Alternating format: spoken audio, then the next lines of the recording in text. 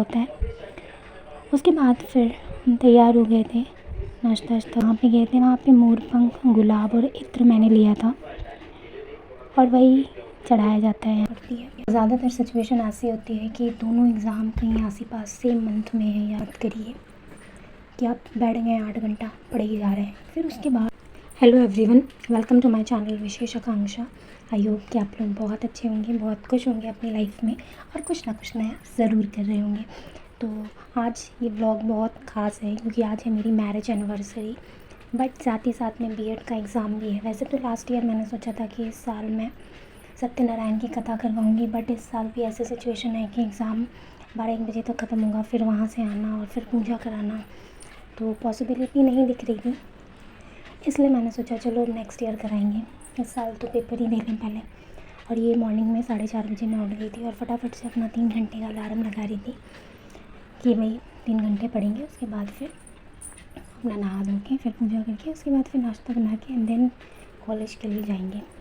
वैसे बहुत सारे लोग मुझसे पूछते रहते हैं कि दीदी ये बताइए कि एग्ज़ाम में इतना सारा प्रेशर होता है, उन सब चीज़ों को कैसे मैनेज किया जाए या हम क्या कर सकते हैं जिससे हमें एक्स्ट्रा प्रेशर फील ना हो। एक्चुअली में क्या होता है कि हर इंसान जो भी पढ़ाई कर रहा है वो कहीं ना कहीं किसी गवर्नमेंट के एग्ज़ाम की प्रिपरेशन भी कर रहा है और साथ ही साथ में अपना कोई कोर्स भी कर रहा है, तो उसको दोनों चीज़ें मैनेज करनी पड़ती है। ज़्यादातर सिचुएशन ऐसी होती है कि दोनों एग्ज़ाम कहीं आस पास सेम मंथ में है या 1 मंथ के गैप पे है, तो इंसान कंफ्यूज रहता है कि भाई हम कौन से सब्जेक्ट पे ज़्यादा फोकस करें या किस एग्ज़ाम पे ज़्यादा ध्यान दें।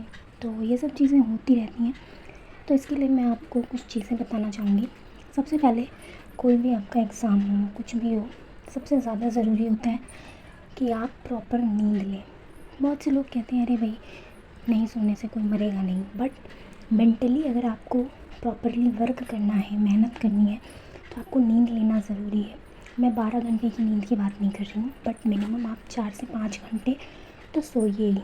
12 बजे से 5 बजे तक आप आराम से सो सकते हो और बहुत लंबे स्ट्रेच में कोई पढ़ाई मत करिए कि आप बैठ गए 8 घंटा पढ़े ही जा रहे हैं। फिर उसके बाद होता क्या है ना कि आप पढ़ तो रहे हो लेकिन वो चीज़ें आपके दिमाग में नहीं जाती हैं, क्योंकि माइंड की भी एक कैपेबिलिटी होती है कि भाई 40 मिनट्स 45 मिनट्स 1 आवर मैक्सिमम होता है। उसके बाद फिर धीरे धीरे ना आपको वो चीज़ें समझ नहीं आ रही होती हैं, पर हम पढ़ते जाते हैं और हमें लगता है कि हमने इतना देर तक पढ़ लिया, 4-5 घंटा 6 घंटा लगातार, बट एक्चुअल में उसका क्या आउटपुट है वो तो एग्ज़ाम में पता चलता है। कहते हैं ना slow and steady wins the race. आप धीरे धीरे पढ़िए, आराम से पढ़िए, बट डेली पढ़िए, रेगुलरिटी लाइए। अगर आप 3 घंटा किसी सब्जेक्ट को दे रहे हो तो डेली 3 घंटा अपनी पढ़ाई को दीजिए, चाहे जैसे भी। और बहुत सारे लोग ऐसा कहते हैं कि नोट्स बनाने में हमारा बहुत टाइम जाता है, बट अगर आप अपने मेंटल प्रेशर को एग्ज़ाम टाइम में कम करना चाहते हो, आप चाहते हो कि आप परेशान ना हो एग्ज़ाम के दौरान या एग्ज़ामिनेशन के 10 to 15 डेज़ पहले, तो डेफ़िनेटली आप नोट्स बना कर रखिए। लास्ट टाइम पे नोट्स आपकी बहुत हेल्प करते हैं क्योंकि क्विक रिवीजन उसी से हो सकता है। दुनिया में पढ़ने से नहीं, रिवीजन से सिलेक्शन होता है। आप पढ़ें भले एक बार, लेकिन अगर आप उसी चीज़ को 10 बार रिवाइज़ कर लेते हो तो डेफ़िनेटली आपको वो चीज़ें और क्लियर हो जाती हैं। और हम सबको पता है कि किस तरह से किसी भी एग्ज़ाम में सिलेक्शन होना है, पर फिर भी हम वही गलतियाँ बार बार करते हैं जो हमें नहीं करनी चाहिए।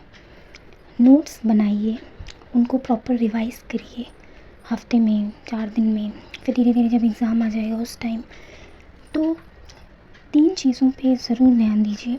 सबसे पहले जब भी आप नोट्स बनाएं उसको शॉर्ट एंड क्रिस्प बनाइए। पूरी थ्योरी को मत उतार डालिए कि पता चला एक और किताब तैयार हो गई। आपको क्या करना है, शॉर्ट में नोट्स बनाइए जिससे उसको ईज़िली आपको रिवाइज़ करने में कम से कम टाइम लगे। और यहाँ मैं कॉलेज जाने के लिए तैयार हो गई हूँ। वैसे तो एग्ज़ाम फेयर सबके अंदर रहता है, मेरे अंदर भी था, मुझे भी डर लग रहा था। एग्ज़ाम से ज़्यादा रिज़ल्ट का डर होता है कि पता नहीं क्या रिज़ल्ट आएगा, बस यही चीज़ें रहती हैं। और पढ़ तो लिया है मैंने, देखते हैं क्या होता है। उसके बाद फिर हम तैयार हो गए थे नाश्ता वाश्ता करके। एक्चुअली में मेरी आदत है कि बिना कुछ खाए मैं घर से नहीं निकलती हूँ, मतलब आज से नहीं, बचपन से। जब तक मैं 2-3 पराठा, सब्ज़ी या दूध या कुछ अच्छा हैवी नाश्ता ना कर लूँ, मुझे एग्ज़ाम देने का मन ही नहीं हो पाता है, क्योंकि फिर मुझे एग्ज़ाम में भूख लगती है और फिर मैं अच्छे से अपना पेपर लिख नहीं पाती हूँ। और ये मैं सबको सजेस्ट करूँगी कि मॉर्निंग में हमेशा हम सबको एक हैवी ब्रेकफास्ट लेना चाहिए, क्योंकि मॉर्निंग का टाइम ही ऐसा होता है, काफ़ी लंबे फास्टिंग के बाद हम कुछ खा रहे होते हैं इसलिए। और यहाँ शाम को मैं तैयार हो रही हूँ, थोड़ा लाइनर लगाया उसी को सुखा रही हूँ। और मैंने सोचा कि वैसे तो पूरा दिन बीत गया है, कुछ किया नहीं ख़ास, लेकिन क्यों ना चल के भगवान के दर्शन कर आएँ, क्योंकि 2 साल हो गए हैं हमारी शादी को। और ज़रूरी भी है भगवान के शरण में जाना, उनसे प्रार्थना करना कि ऐसे ही हमारी जोड़ी बनी रहे, हम अपनी ज़िंदगी में आगे बढ़ें। तो हम खाटू श्याम जी गए थे, लखनऊ में ये मंदिर है, बहुत अच्छा है, मन को भा जाने वाला है, दिल एकदम खुश हो जाता है अगर भगवान के दरबार में आप जाएँ। तो वहाँ पे गए थे, वहाँ पे मोर पंख, गुलाब और इत्र मैंने लिया था, और वही चढ़ाया जाता है यहाँ पे। आप देख सकते हो कितने लोग हैं, कितनी भीड़ है।